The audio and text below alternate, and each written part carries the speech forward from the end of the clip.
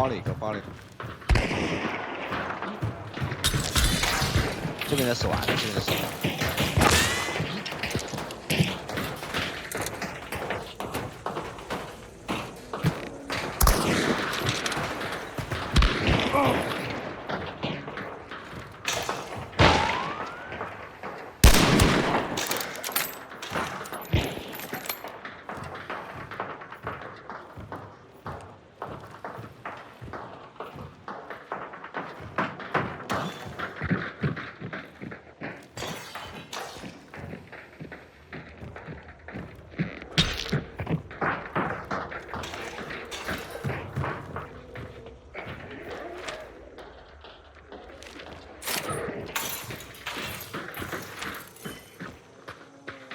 包他们，包他们。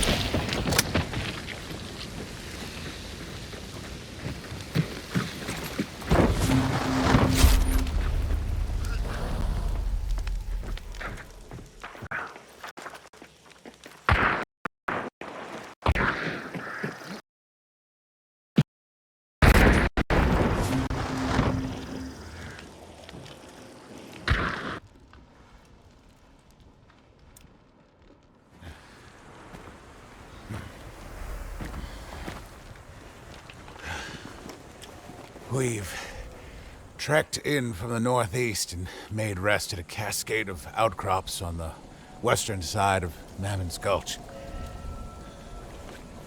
The surrounding peaks are staggering, indifferent to our presence. Preston is boisterous. Stands at 6'3". He's dressed out of his fine clothes, perhaps hoping to fit in with us. Brewer and the others are not impressed, if raised eyebrows are any unit of measurement. Clearly, he's a novice, but it's worth noting that Preston can be quite endearing. He favors the use of a spyglass over any gun or blade, always on the lookout for something new to expose or discover. Oh, the corruption here is in full bloom, for lack of a better term. With the incursion here still in its infancy, I wondered if some semblance of order and hierarchy might appear amongst the corrupted. But this is not the case. They're all as disorganized and lobotomized as in the bayou. Despite their mindless, abominable presence, I feel myself being studied from beneath the trees. No. Catalogued. Catalogued is the word. Just as a blind curator navigates the dense archives of a museum and slips some small, dead thing into its perfect drawer.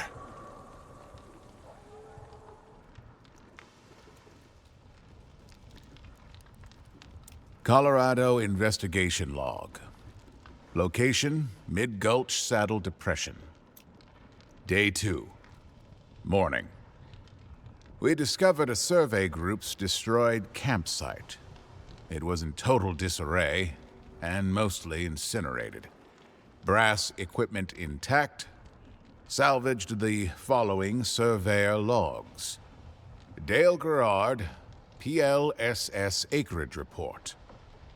Day 1. Graham switched us to the solar compass. Our prismatic is being thrown off by ore deposits along the western slope. The compass is heavy and hot in the sun. It burned Graham's hand. We're 5 degrees off true north on account of the magnetism. We'll re-walk the links for accurate acreage in the morning. Day 4. Melanie has her seismometer ready. The thing's acting up. Jumping like a cricket in a thunderstorm is how she put it. Can't be on account of the ore, though. Strange. Day 5. Graham's dead. He measured out the acre with 255 chain links, then vanished in a sudden flash of heat that seemed to come out of nowhere. The leftover links he'd been carrying somehow heaped and fused to his skull. We buried him. It was the only thing we could think to do. What could have done that to Graham? Poor Melanie. Just last night, when we were laughing and drinking around the campfire, she said she'd never get married, especially to Graham. So why is she sleeping all alone on that patch of scorched earth where we found his body? Melanie L.R. Seismographic readings. Reading 1 through 4, crisscross scrambles.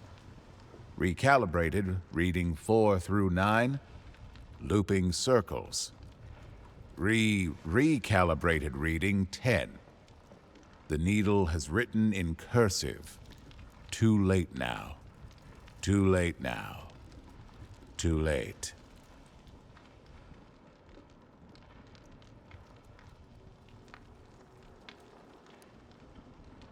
Mammon's Gulch Field Report. Single loose sheet. 8.5 by 11 inches. Preliminary report. Wyatt Preston adores the sound of his own drawling voice. He'd talk the ears off a barn door, but barn door gave half a shit to listen. He certainly adores his home in the peaks. He leaves gold coins on tree stumps, out of either superstition or respect. The expedition to Colorado demonstrated Mr. Preston's resources beyond all else. Fine china on the train, cigars from some country I can't pronounce proper. He had a massive leech in a gold cage as a pet. I wanted to ask how he managed that. There was a caged meathead in one of the cars. It seemed rude somehow. The same way it's rude to ask a magician his secrets. The researcher called Harold Black joined us as well. Preston wouldn't leave until I tracked him down. I trust Harold's word, despite his indifference to justice and order. He confided to me that Mr. Preston is doggedly pursuing ways to end the corruption. There's fresh hope in all this rot, supposedly. Preston says he wants to outfit us like a proper army, cleanse this land proper. He says that when the threat passes, he'll show us the oil fields he's so proud of. It was only after we arrived at our destination that something became clear. High and mighty are the words we've swapped, pretending we dispelled the plague of New Orleans. The truth is that we just shoved it down one gutter, only for its head to pop out another.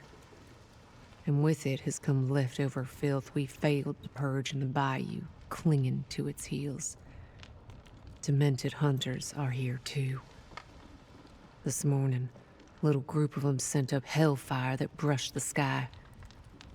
I just hope that Preston understands what he's dealing with out here. Understands how easily it could all fall to pieces. Phoebe Brewer.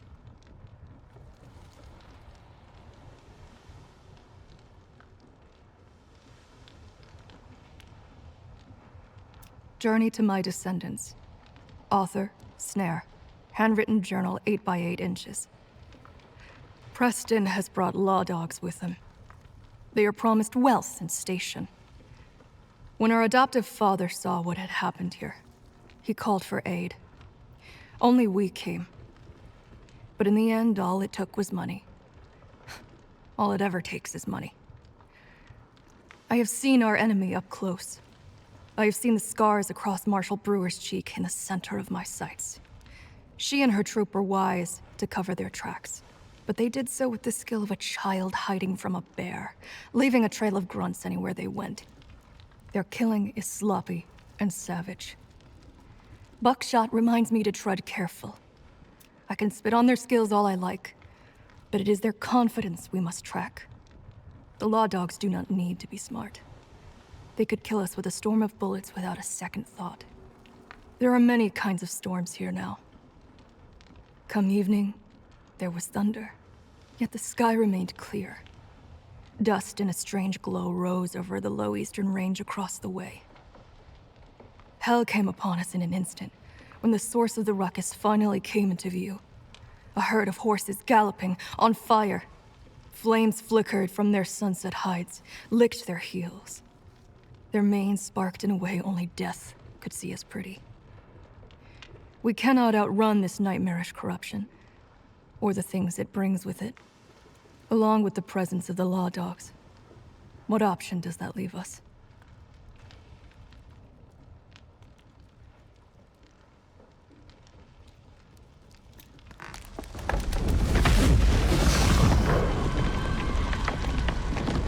The oil field is burning. It was set ablaze just as we came upon it. Preston has sent off Brewer to the north. He thinks this could be the work of bandits, or other such greedy, bitter minds.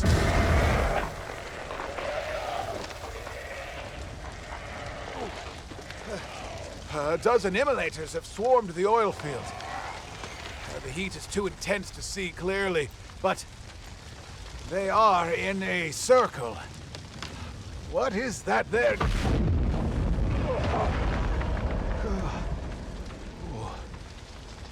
Preston's oil burns differently. It seethes with the rage of things hidden in the earth, brought to light.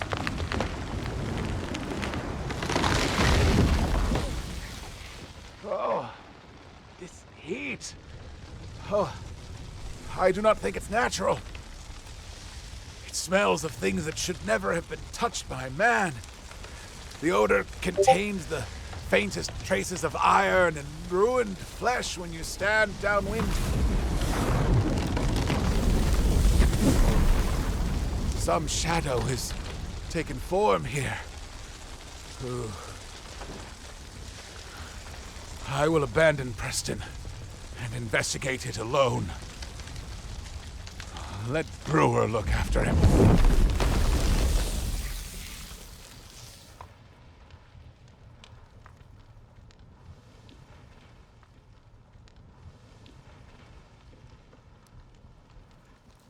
Puppet Theater Script, Act 1. Found behind stage curtains, back alley theater. Let me tell you a story. There once was a wandering puppeteer, a man of myths who crossed many seas. In his search for greater legends, this traveler found himself caught in a tale too peculiar and strange to not play a part in it. It all began when the traveler came across the corpses of 3 railmen and 2 strange characters getting dressed in their coal-stained clothes. We shall call one Pig, the other Bee. Pig and Bee offered the traveler a deal. If he helped them achieve their goal, they would let him live. He gladly accepted and slithered into a dead man's trousers. He stained his eyes with soot and took on the speech of someone who tends the steam boiler on a locomotive. And so they set upon a train as a troupe of actors would a stage. They tended a ravenous and furious furnace in a nest of spinning iron and belching steam. As the time passed, he discovered more and more about Bee and Pig. He learned that they were outcasts from a cult of delirium and murder. Worse still, they had been forsaken by the very thing they worshipped. The train ventured over the type of barren lands where death itself forgets its name. They came upon the promised land, Colorado. There, a sickness had brought nightmares of the dead to life. Their faith had been rewarded after all. They'd been given a second chance.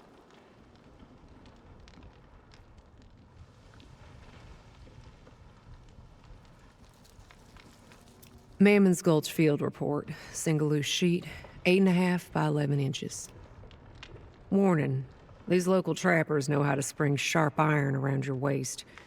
They know these slopes like we know a swamp. After the oil field was set ablaze, Preston sent us with powder barrels to the northeast trestle bridge, wanting it blown up to cut off access to anyone who might want to come for what's his. We went through Miner's Folly. The sad assortment of dilapidated buildings are all cinders and smoke, freshly burnt. Demented folks had themselves a bonfire, most probably.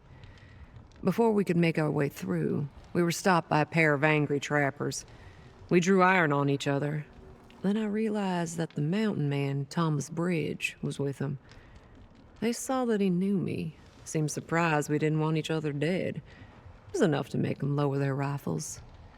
In the end, we came to a bit of an agreement. We'll stay out of these trappers' more treasure territory, if they help us in the fight against the corruption of this land. We went our separate ways, but I couldn't help but look over my shoulder on the way out. I didn't trust the female trapper. Could practically feel the sear of her death-wish glare on my back. Once that was taken care of, we had the business of the tracks to finish out, Preston's orders. The explosion was quaint, but enough to send the rails crashing down. Between the oil field and the town, Mammon's Gulch is falling. Can't quite say yet whether it's into our hands or into the fires. But one thing is for certain. Preston's money doesn't impress death. Not even a little bit. Phoebe Brewer.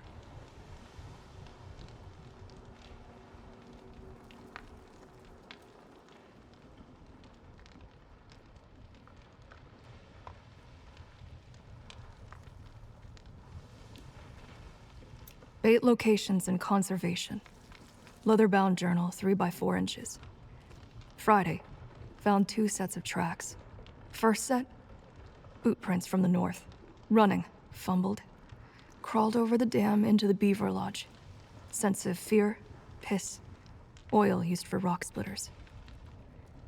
Second set, came north, veered south. Lumbering steps. Still hot, burned everything they touched. Sense of tar, iron, overcooked meat. Saturday, we followed both sets of tracks back to Greystone Pit. Found another hunter ripped in half. Lower half was smeared over a granite wall, then left in a kneeling position on the ground. Upper half was shoved into a ceiling crack above the rest. The smell is different. Heavy with sage. Must be the work of a different creature entirely. Found a note and payment in a pack nearby. I'm sorry to send you to the pit with so little information. Our superstitions and rituals have become too dangerous. I don't know what Boss has done. He won't talk about it. I hope these cases of ammunition are enough to fix the current predicament. The sage bundles are for burning. May they keep you safe. Stalk quiet and brave down there. Signed, Delacroix. We circled up to the top of the pit. Found some hunter tending to a mountain bluebird. It was burned, sopped in oil, with just one wing left. He sketched it, then crushed its skull clean. We approached him, offered the note. Delacroix is a foundry man. He seemed half honorable, at least. We told this hunter, Harold, that we've heard screams coming from Kingfisher Foundry for ages. It's haunted. Cursed. We won't go near it. Harold sprung right for it. He's an animal hungry enough to lose a leg for a scrap of meat.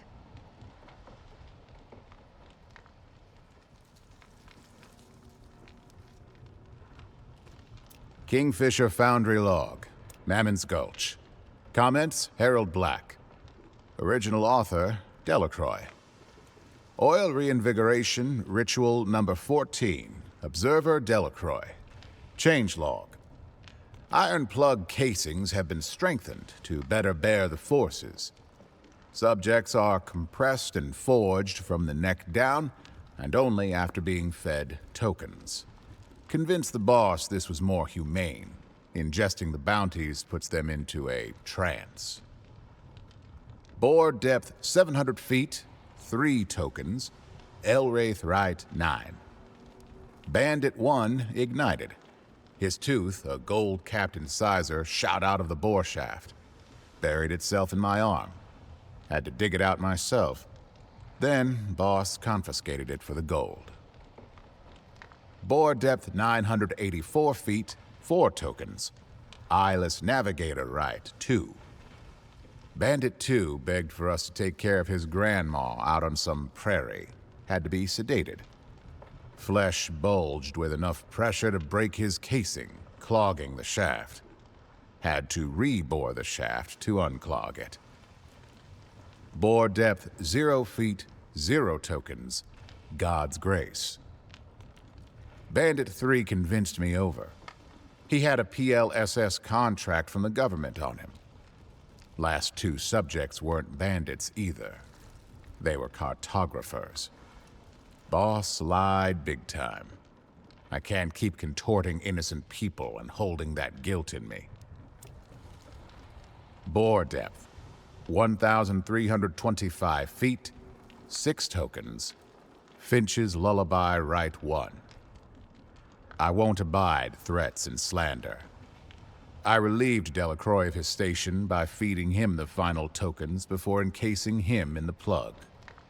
His casing struck brimstone. The reinvigoration worked at last. It turned the clay into treasure. Oil spewed out every derrick, but something crawled back out. Dripping lava. It's a miracle the oil pools didn't catch fire. Deduced methodology. I believe subjects ingested between 3 to 6 bounty tokens each.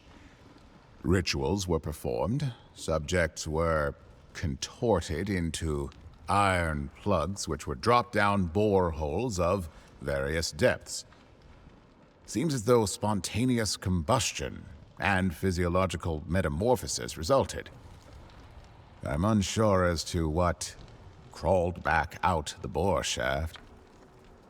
Could it be the same thing that set fire outside the foundry and then stalked me through the tall firs?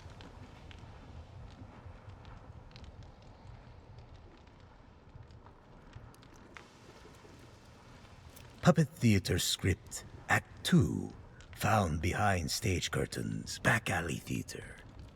Bee and Pig reveled in this devastated land. Cold machines ripped precious ores from the soil. Pipes sprayed black earth into the air. The mountains watched over the trenches and scars of the Great Gulch, with no interest in those who suffered within it. The pair were well versed in executing monsters. Their carnage was strange, for they worshipped the master of these many diseased puppets. Pig squealed in the oil fires. Bee prayed to hives. With their senses sharp, they traced the hand of their puppet master to Grisly Lodge. Sickness and evil gusted from its chimney like it was an ancient wound, a place of miraculous birth. Inside were the lower halves of men kneeling in a circle, killed by some unknown monstrosity. Bundles of sage at their waists, and Bee and Pig burned them to cleanse the air. In the cellar was a pit dressed for rituals. Barrels had been hoarded, mounded, and blessed. There was a stench of tokens. Bee and Pig fell to their knees, and the traveler traced every symbol of salvation he knew.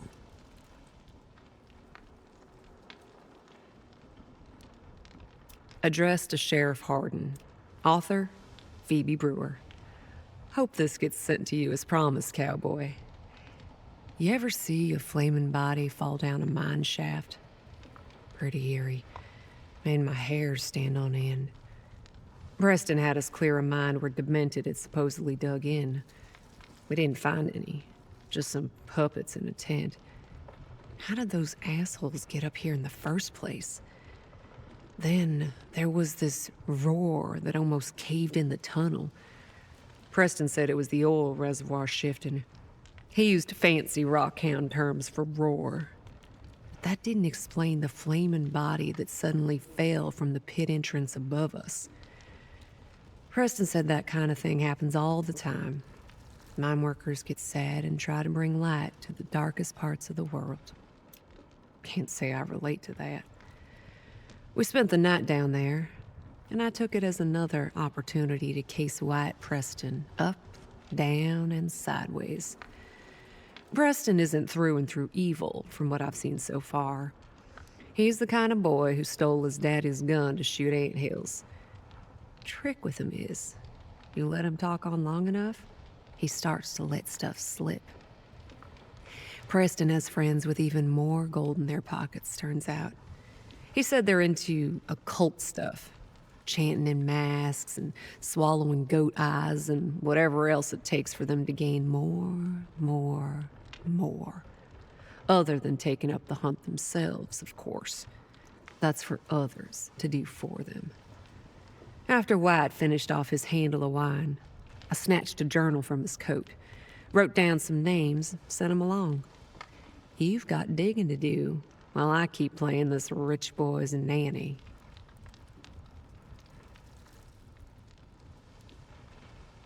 Puppet Theater Script, Act 3, found behind stage curtains, back alley theater. The Oddsome trio tracked whatever was birthed from that haunted fireplace. Pig crawled on all fours, sniffing footprints and blood. Bee held Amber to the moonlight and traced the paths it revealed. In the thick of night, they found not a creature in the woods, but rather a man of words and sketches, a researcher. Pig held a blade to the man's throat, but the traveler was intrigued by the dear word worm. An idea was born, something unexpected but exhilarating. With quick deception and wit, the traveler bound the man as he would a most precious puppet. If his idea were to come to fruition, he'd need to lie, and lie well. So he told Bee and Pig that far away, a wandering spectacle of death and whimsy was approaching. The traveler had been a member of this wandering spectacle long ago, he fibbed to his companions of the road. His voice rising, he continued to conjure fabulous deceits. This wardworm had seen the show and mocked the poor traveler's every performance, had jeered, booed, thrown bricks and cats at him. He even tore down his stages and spat upon his art. The traveler made sure to give his all to this performance, and he could tell it was working. Bee and Pig nodded as they listened, leaned in while the story continued. They knew how it was to feel the effects of sacred efforts fallen flat. Now, the traveler said, his performance coming to a close, he would take a long-earned revenge on the wordworm. He would punish the man privately until dawn, as Bee and Pig continued their hunt. It was a personal matter. Surely they could understand. And so the traveler found his exit. Bee and Pig applauded his demented hunger before setting off to hunt more lies and legends and things that should not have been born. With a pain in his heart, the traveler whispered goodbye after them. Then he untied the woodworm and began to spin new tales to tell.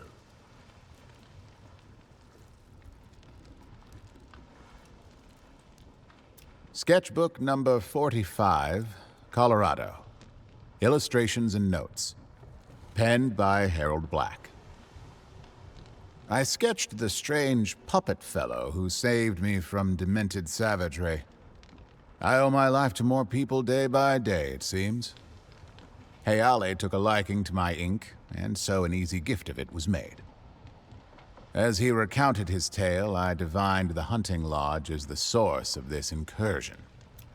The lodge's chimney is covered in hardened pustules and forms a birth canal, for lack of better terminology. Through it, the demented and their jester found the remnants of a mass storage site of bounty tokens. The trio glowed in dark sight from its contaminated energies.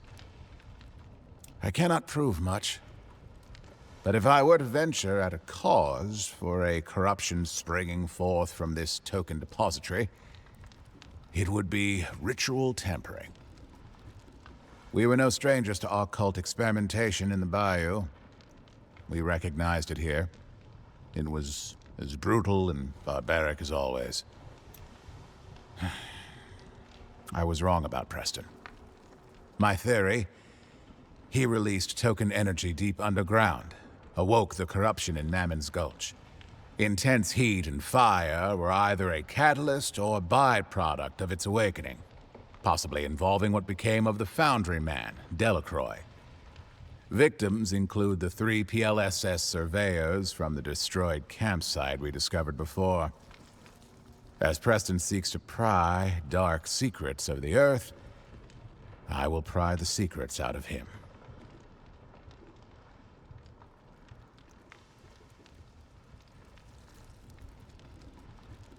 Journey to My Descendants. Author, Snare. Handwritten journal, 8 by 8 inches. We watched from afar as Harold laid a single bear trap in front of a finely carved chair. It was not hidden well, but the animal it would catch was not crafty enough to notice. Tea boiled over the fire, and he shot a flare into the dark. Preston came up the slope and took the nicest seat for himself. Iron snapped to his leg. His screams called Brewer over right away. I clung close to the shadows with buckshot as we listened. Harold wove together a tale of people stuffed with bounties and dropped into oil. He gave locations of demented rituals and summoning sites. While he was speaking, I watched Preston. He had the look of a lapdog who had wandered off into the woods. We stepped up to the campfire, and sidled up to Harold. The scars in Brewer's face met the scars in mine. She would stay calm in our territory, according to our agreement. Buckshot told them that some tracks we found were filled with fire. Others led to severed bodies and witchcraft madness. Terror not seen in Louisiana was here, and it grew from Preston's properties. Brewer did not pause long. She took her gun off Harold and set it to Preston. The man did not beg for his life. That is the confidence money gives you. Preston threatened to end the bounty system. Hunters follow gold above all else, he said. Corruption could spark again in the bayou, spread from Colorado, and we would fail. He proposed a trade. Information for his life. Locations of more bounty token graveyards. Industry barons obsessed with the sculptor. New inoculations. Magics deeper than Darkseid. Old eyes awakening in forgotten parts of the world. The deal was made. It would be our gulch. He would leave Colorado and we would take his fortunes and cleanse his mess. We would take his gold and build with it a trap for all who might come after, telling us how to live and how we would be allowed to die.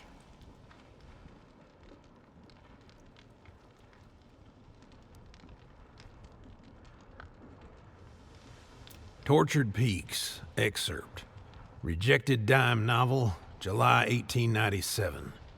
Author, Jasper Priest. Blasted was the landscape of the high West Peaks, where men broke teeth on boulders for just a glimpse of gold. They bored into the earth and burrowed tunnels. They stole the river's soul with water wheels and severed trees for joy and industry. Blood and money tasted the same on their tongues. No amount of either could calm their greed. Among these men, a fool sought out long-dead secrets of the world. He believed some truth lurked in lakes of oil and the mountains' many treasures. He believed the truth whispered to him from precious veins of ore, from tar pits. Once his drilling began, it never ceased. Black blood gushed from derricks in celebration. His efforts drew the gaze of more fools, darker fools with darker knowledge to trade. They slit the throats of goats under full moons and bayed in tongues with lungs full of incense. Then the black wells ran dry. Whispers from the boreholes faded to silence. The fools searched for cursed treasures to extract more ichor and wealth from the mountains. He bound them to screaming victims and dropped them down into places they were not meant to go. Each life fell upon a long, sleeping evil beneath those far rocky ranges. That evil awakened. The dreams within it rose and found new bodies to live inside. Rib cages were split open, and skin rotted to the ground. Devils took to the river as fire learned it could spread from the hearts of men. Corruption granted the fool's wish and overtook all he owned.